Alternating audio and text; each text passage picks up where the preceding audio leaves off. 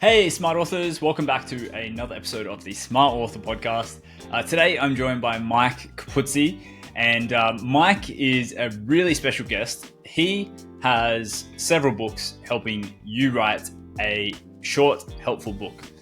So today we talk about how you can write a short book for your business, what the framework is to actually write the book, how to write your book title, and structure all of that kind of stuff.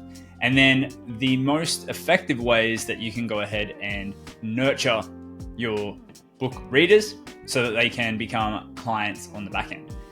So I think you'll get a lot out of this episode if you are looking to write a book for your business, or you've already written one and you want to write another one without all of the craziness that goes alongside that. And then if you're looking for ways to actually market and effectively get your book out there to people, this is the episode for you. So hope you enjoyed this episode, and I look forward to hearing what you think.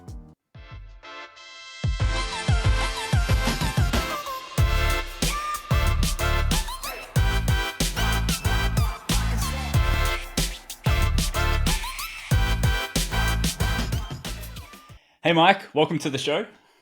Chris, thank you very much.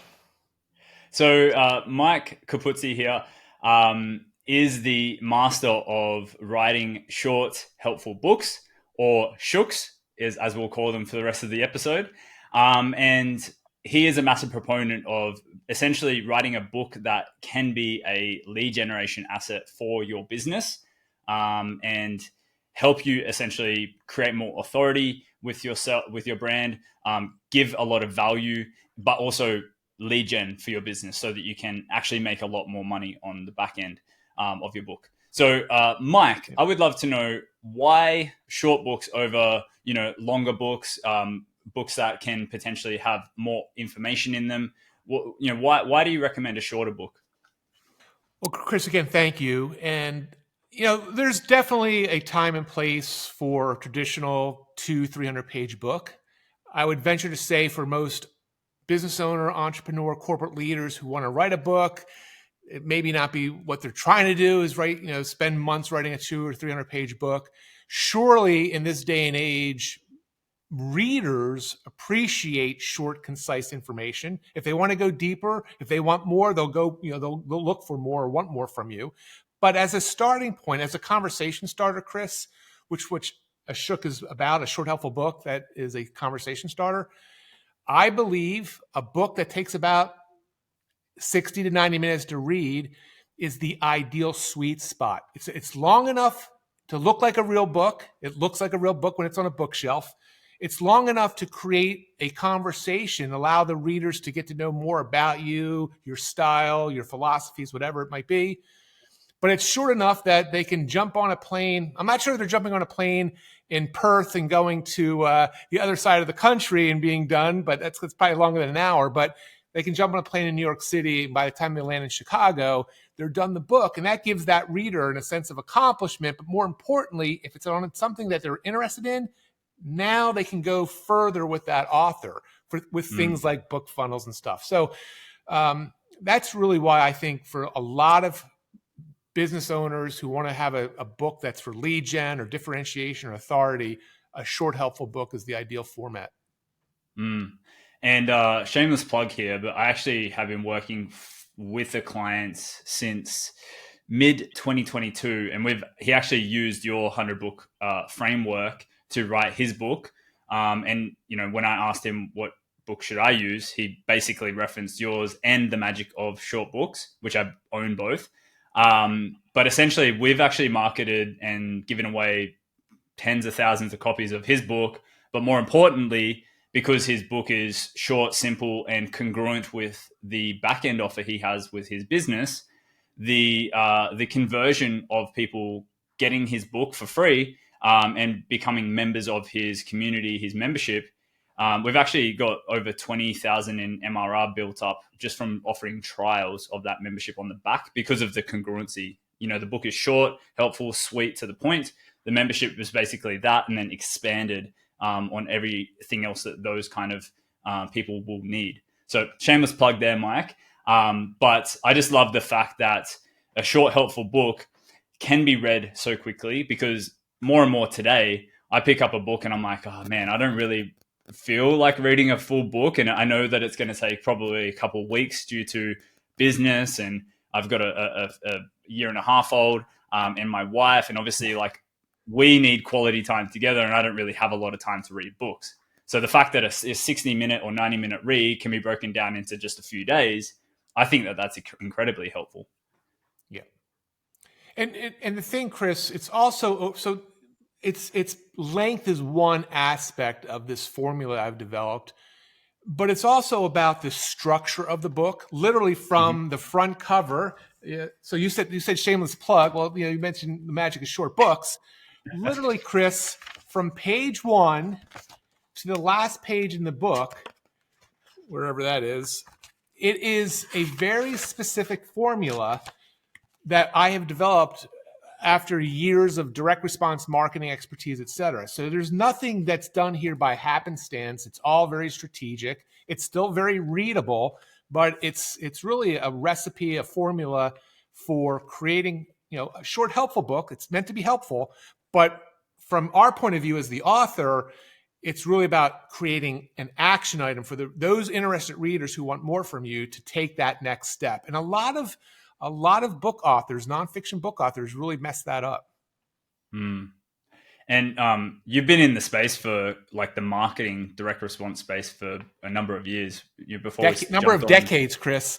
Okay. Oh, dude, you make you me don't feel get young. gray like this by being a youngster. It's funny because we're doing some marketing for Get Scalable for Ryan Dias, and Mike actually just mentioned that he was in a mastermind about 15 years ago with Russell Brunson and Ryan Dias, and has basically watched their whole journey of exploding, which is pretty cool. Yep. So, Mike, you alluded to a specific framework. Would you mind sharing a little bit more information about what a short book looks like and what that framework is? Yeah. So a couple components, Chris. And again, I'm a geek with this stuff, so I probably might go a little deeper than you were asking. But first of all, there's a certain understanding of the readability, the physical readability. How easy is it to read the content in a book that's important? So I believe in sort of a less is more, simpler is better.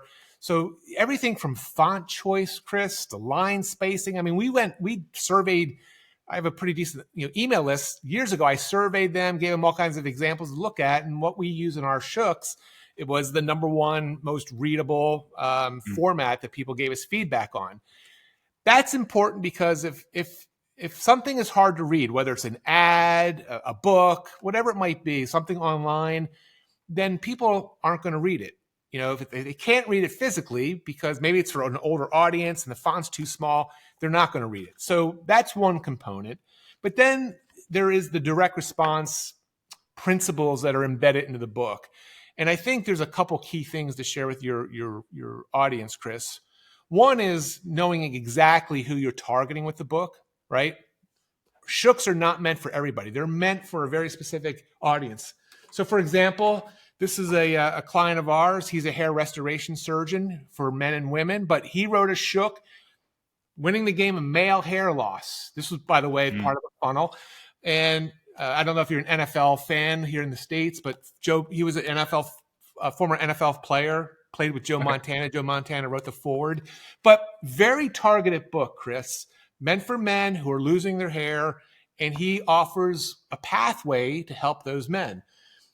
He's now working on a book for women for, interestingly enough, eyebrow hair replacement. I guess eyebrow replacement is a big deal now for women. But anyway, knowing your audience is a key thing and writing to that target audience. Another key factor, Chris, is, bite-sized chunks of information. So nothing is too long. It's not like you have to read and, end a chapter. So it's in bite-sized content.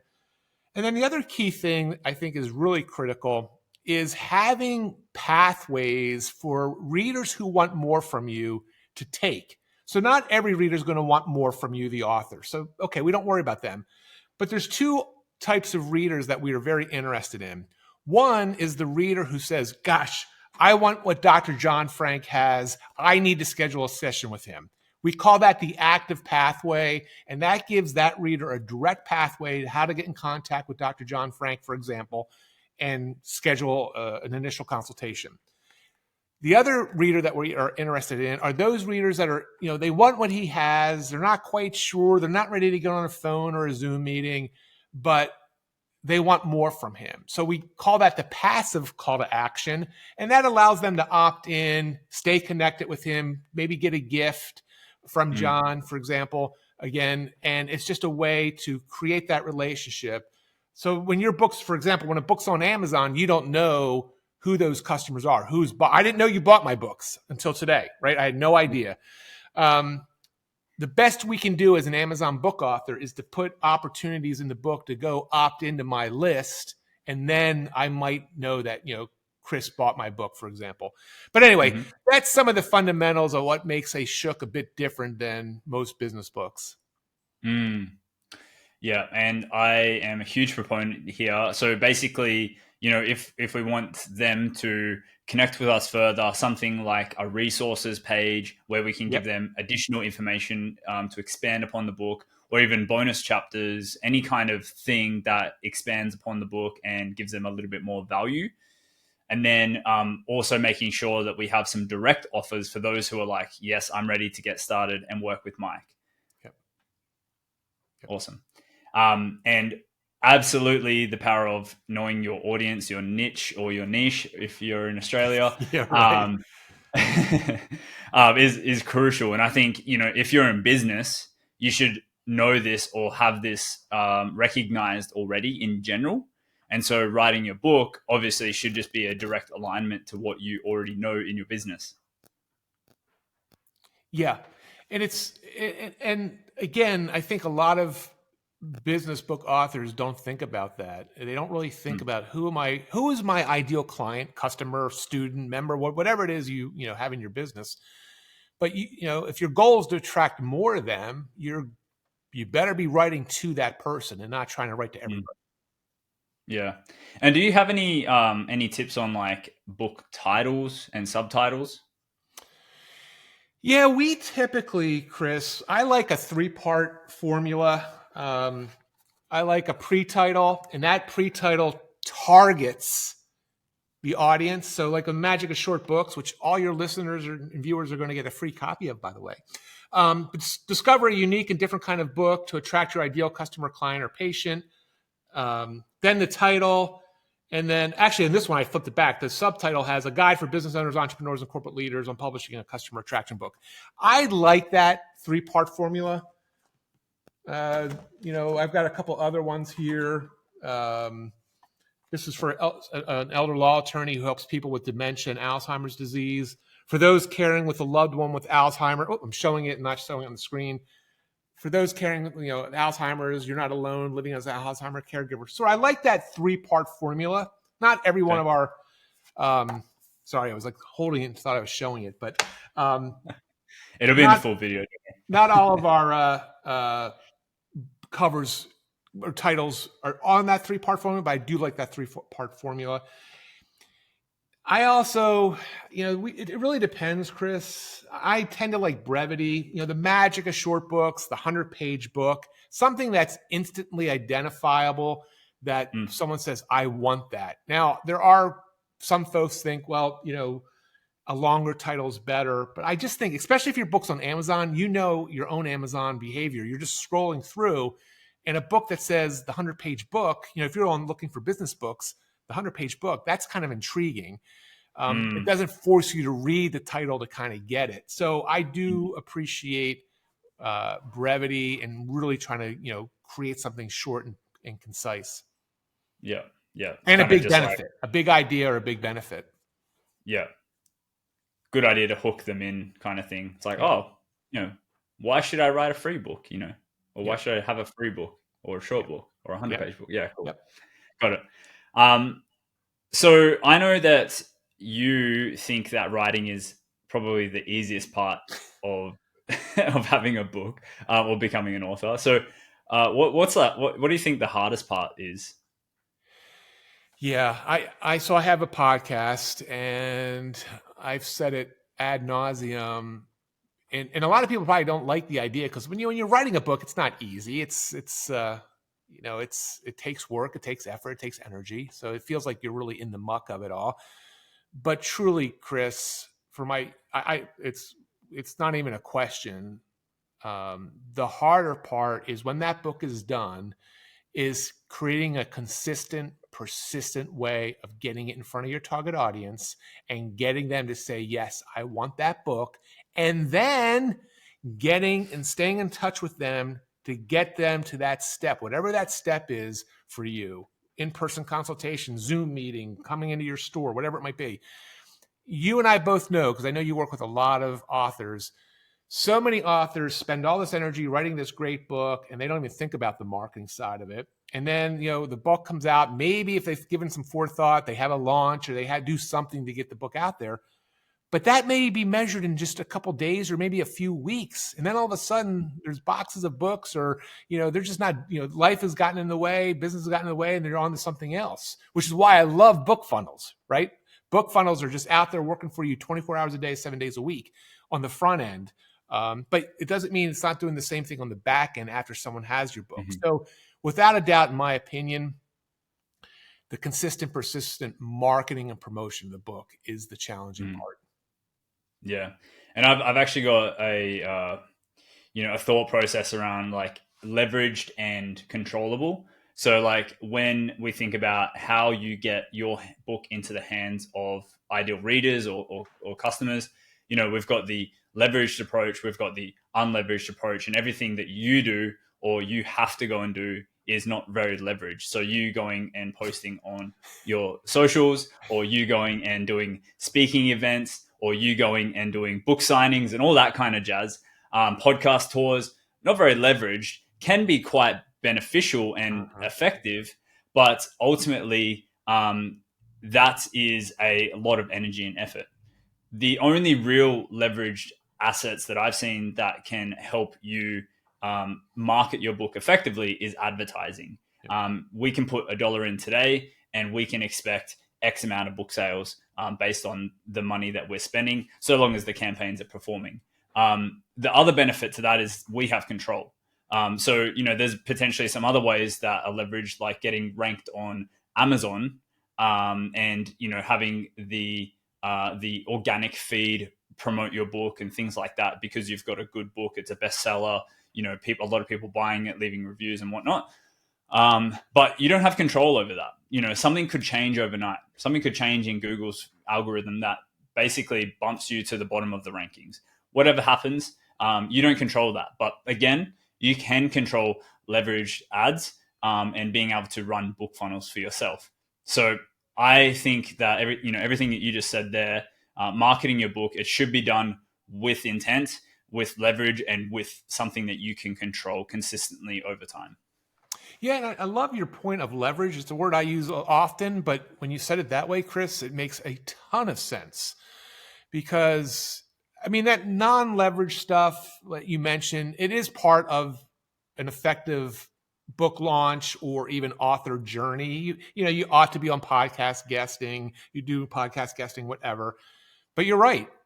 Like today, I just interviewed four or five people on my podcast today. That took my time. It surely wasn't leverage. It took their time, but it's part of it's part of the requirement, right? Your idea of creating leveraged marketing assets and systems and things in place. Yeah, amen to that. And I think the cool thing as well is like the unleveraged stuff can become the leveraged stuff. So, you can take that social post and make an ad out of it, or you can take your speaking opportunity and use that, the photos or the content from that on your landing page, or you can take that podcast guest and now like that's a featured in that you can add to your, your book sales page. All that kind of stuff can become leveraged in a way. So I don't think it's useless. I just think that there's more effective things that you can do. Yep. And albeit it's not free, it does take some money to do those, advertising efforts. But, from my perspective, at least, the outcomes that you can get from that are just absolutely mind blowing, when you put some real money behind it and when you're able to actually scale those campaigns. Yep. Yeah.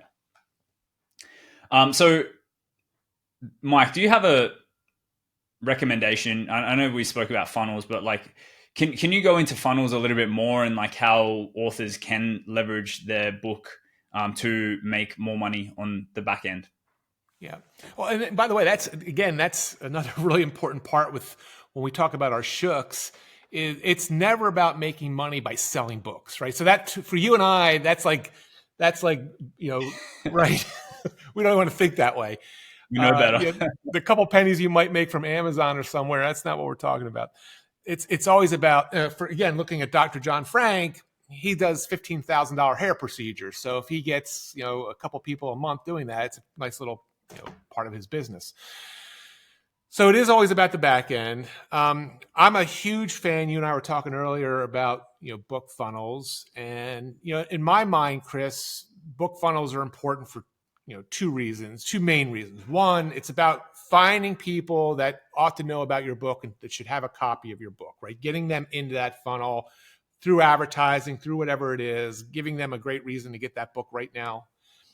But then the other equally important part, and oftentimes maybe it's even more important, is the follow-up that's built into a funnel. Because it takes, depending on your target market, depending on what it is you sell, it may be measured in months. So I was showing you the Alzheimer dementia books that we do for elder law attorneys. Their book funnel, after someone gets the book, it's a year long. Because your mom or your grandmother they may be suffering from dementia or Alzheimer or just starting to, but doesn't mean you're ready to take action today. So unlike an internet marketing thing where it's like, go buy that course.